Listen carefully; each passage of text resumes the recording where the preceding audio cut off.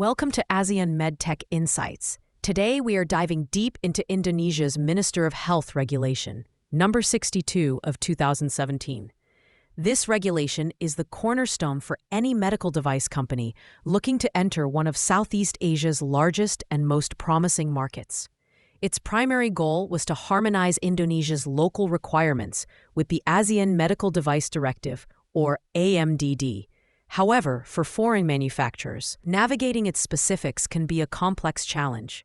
The first and most critical requirement is the mandate for local representation.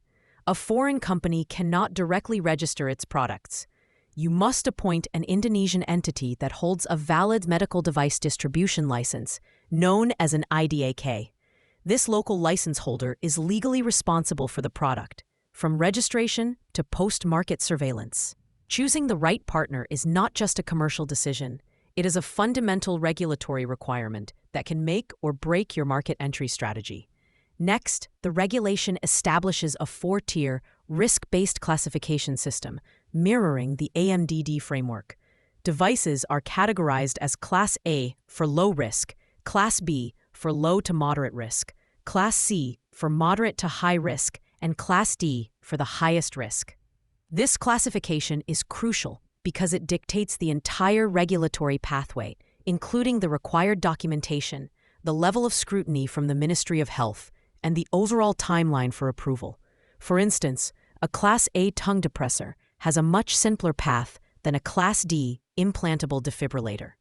One of the most significant operational hurdles is the requirement for the Common Submission Dossier Template, or CSDT. Even if your device has approvals like a CE mark or FDA clearance, you cannot simply submit your existing technical file. You must reformat all your documentation into the CSDT structure. This includes everything from device descriptions and manufacturing information to risk analysis and clinical evidence. We saw a case with a US-based diagnostics company trying to register their Class C genetic test kit. They had extensive FDA documentation but faced a 9-month delay simply because their files were not correctly formatted into the CSDT, and key sections required translation and localization. This highlights that compliance is not just about having the data, but presenting it in the precise format Indonesia requires. Finally, the regulation extends beyond initial approval.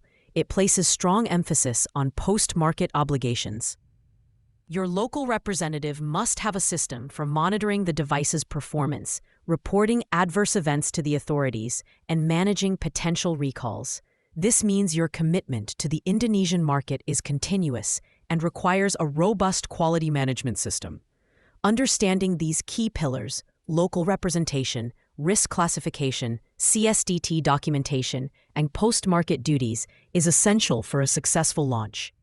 For expert guidance on navigating Indonesia's regulatory landscape and ensuring a smooth market entry, you can email us at info@pureglobal.com or visit pureglobal@pureglobal.com.